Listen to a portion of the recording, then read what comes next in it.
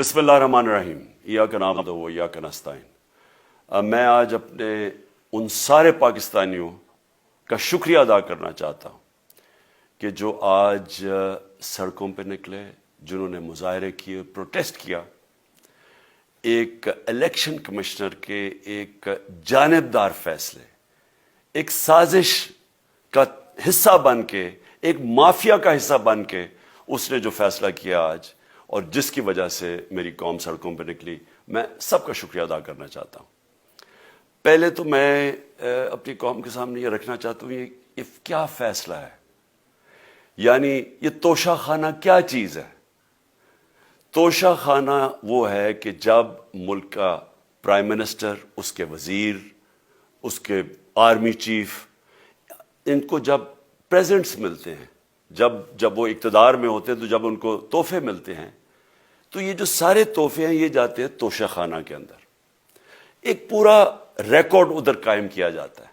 اس توشہ خانہ سے ایک قانون کے تحت آپ فیصلہ کر سکتے ہیں کہ میں ایک آدھی قیمت، ہمارے دور میں آدھی قیمت ہم دے کے ہم وہ خرید سکتے ہیں وہاں سے۔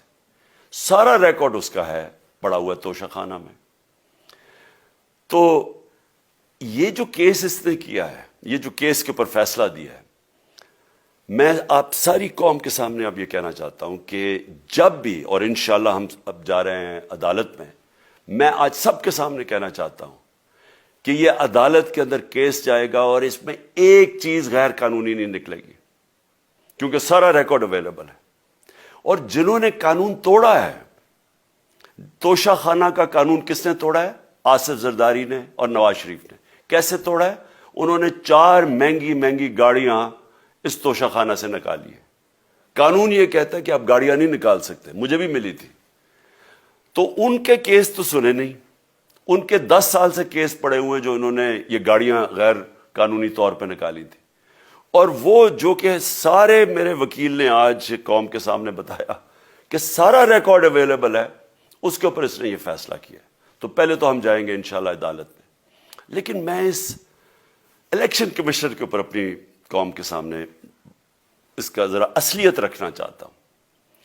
یہ وہ آدمی ہے جو پچھلے 2.5 سال سے ہمارے خلاف فیصلے دے رہا ہے۔ 8 یا 9 دفعہ اس نے ہمارے خلاف فیصلہ دیا، ہم عدالت میں گئے اور عدالت نے اس کے فیصلے اوور ٹرن کر کے ہمارے حق میں فیصلے دیے، کیونکہ اس کے جو فیصلے تھے وہ غیر جانبدار نہیں تھے۔ ہم ای وی ایم مشینز کے اوپر کوشش کرتے رہے کہ اس ملک میں صاف اور شفاف الیکشن ہو، 2 سال کوشش کرتے رہے۔ اس الیکشن کمیشن نے پیپلز پارٹی اور نون لیگ کے ساتھ مل کے وہ نہیں ہونے دیا۔ ہم نے عدالت میں گئے کہ جو سینٹ کے اندر پیسہ چلتا ہے، سینٹ کے الیکشنز کے اندر، کہ وہ ووٹ ویریفائبل ہونی چاہیے، یعنی لوگوں کو پتہ ہونا چاہیے کہ آپ کے ایم پی کدھر ووٹ ڈال رہے ہیں۔ ہم سپریم کورٹ میں گئے، سپریم کورٹ میں اجازت دے دی کہ ووٹ ویریفائبل ہونی چاہیے، اس نے روک دی۔ اس کے بعد یوسف رضا گیلانی کا بیٹا پیسے دیتے ہوئے پکڑا گیا ووٹ خریدتے ہوئے، اس نے کوئی ایکشن نہیں لیا۔ یہ اس نے جب ہمارا یہ ابھی جو آڈیو لیکس ہوئی ہے، اس کے اندر کیا چیز آئی ہے سامنے؟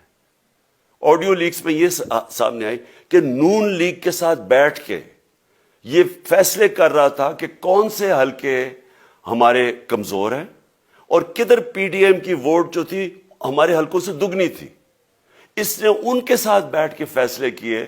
یہ جو ابھی حال ہی میں الیکشن ہوئے ہیں، اسی الیکشن کمیشن نے، اس نے پہلے بھی جب پنجاب کے بائی الیکشن ہوئے تب بھی پوری الیکشن کمیشن کی مشینری نے ان کی مدد کی، اور اس کے گورنمنٹ بھی پنجاب میں انہی کی تھی، گورنمنٹ کی مشینری نے بھی پوری مدد کی۔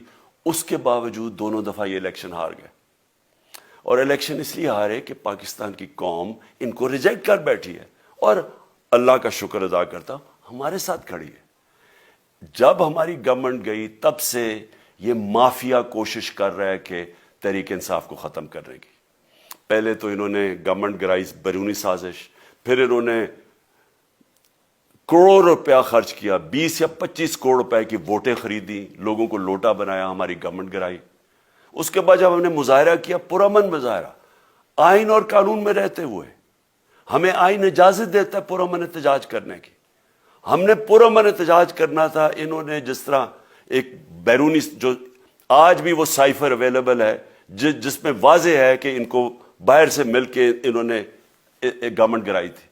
سب کو پتا ہے سندھ ہاؤس میں 20 25 کروڑ روپیہ چلا اور گورنمنٹ انہوں نے گرائی. اس کے اوپر مظاہرہ ہم نے کیا 25 مئی کو.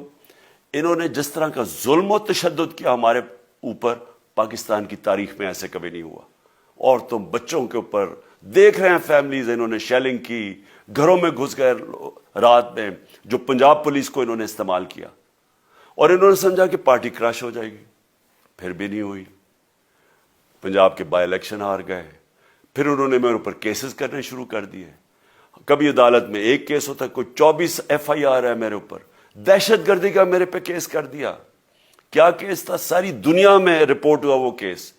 کیس کیا ہے کہ عمران خان کہہ رہا ہے کہ ریمانڈ پہ بھیجنے کے لیے ایک جس کے اوپر تشدد ہوا ہے, کسٹوڈیل ٹارچر ہوئی ہے شہباز گل کو, کہ ہم قانونی کارروائی کریں گے. اس کے اوپر دہشت گردی کا کیس کر دیا. تو پوری کوشش کرتے رہے نہ کسی طرح اس کو, کیونکہ میچ میں تو آپ کھیل نہیں سکتے تھے, تو عمران خان کو میچ سے نکال دو باہر. یہ شروع سے ان کی کوشش تھی. پتہ ان کو چل گیا کہ عوام آ گئی ہے کھڑی ہو ہمارے ساتھ. بڑے میں جلسے ہوئے ہیں, کبھی اتنے بڑے جلسے ہوئے ہی نہیں پاکستان میں. اور پھر یہ جو ابھی جو الیکشن ہوا ہے اس کے اندر پوری پلاننگ کرتے ایک کینڈیڈیٹ کھڑا کر کے پھر بھی ہار گئے.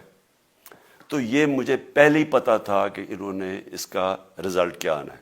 میری ساری پارٹی کو پتا ہے, میں نے ان کو واٹس ایپ کیا, اپنے سارے لوگوں کو بتایا. مجھے کل رات میں نے سب کو بتا دیا کہ اس نے ڈسکوالیفائی کرنا ہے, کیونکہ یہ اس سازش کا حصہ ہے, یہ مافیا کا حصہ ہے. اور مافیا کیا کوشش کر رہی ہے یہ ذرا ساری قوم سن لو.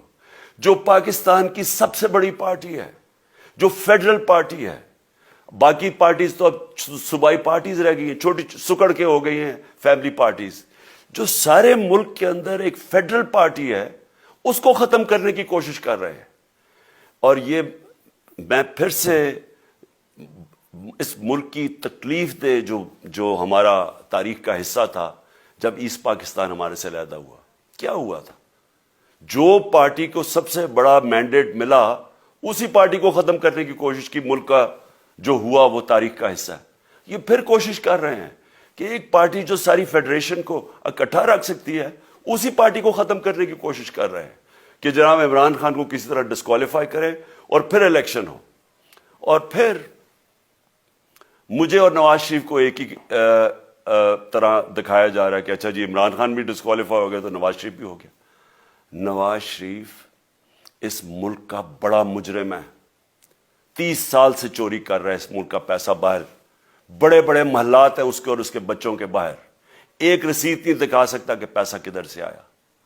میں نے کرکٹ کھیلتا تھا تو میں نے ایک فلیٹ خریدا. میں تو پبلک آفس ہولڈر بھی نہیں تھا. 34-35 سال پہلے میں نے فلیٹ خریدا جب کرکٹ کھیلتا تھا.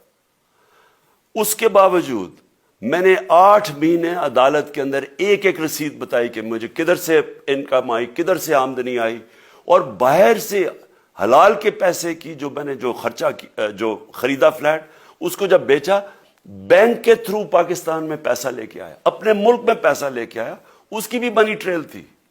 عدالت نے مجھے صادق اور امین کہا, اور مجھے مقابلہ اس آدمی سے کر رہے ہیں جو اربوں روپے کی پراپرٹیز لے کے بیٹھا ہوا ہے. کبھی کوئی جھوٹ بولتا ہے کہ جی مجھے قطری خات کے جی قطری نے پیسے دے دیے, کبھی وہ کہتا ہے یہ ہیں وہ ذرائع وہ فیل ہو جاتے ہیں, وہ بیٹی کہتی ہے میرے لندن تو چھوڑو پاکستان میں کوئی پراپرٹی نہیں, اور پھر پراپرٹی نکلا. یعنی جو بتا ہی نہیں سکتے کہ اس ملک سے باہر اربوں روپے کی پراپرٹیز ہیں, اور اس کو اور میرے ساتھ کر رہے ہیں کہ جی اب دونوں ڈسکوالیفائی ہو گئے. اور جو سب سے شرمناک چیز کیا ہے کہ جس آدمی کی ساری پراپرٹی سب پاکستان سب ڈکلیئرڈ اپنے نام پہ, اس کو ڈسکوالیفائی کر رہے ہیں, اور یعنی میچ سے باہر رکھنے کی کوشش کر رہے ہیں. اور کن کو اس ملک میں بچایا جا رہا ہے؟ اس ملک کے بڑے بڑے مجرم جن کے اوپر اربوں روپے کے کیسز ہیں, وہ آ کے پہلے تو ان کو سازش کے تحت ملک پہ بٹھایا جاتا ہے, پھر وہ قانون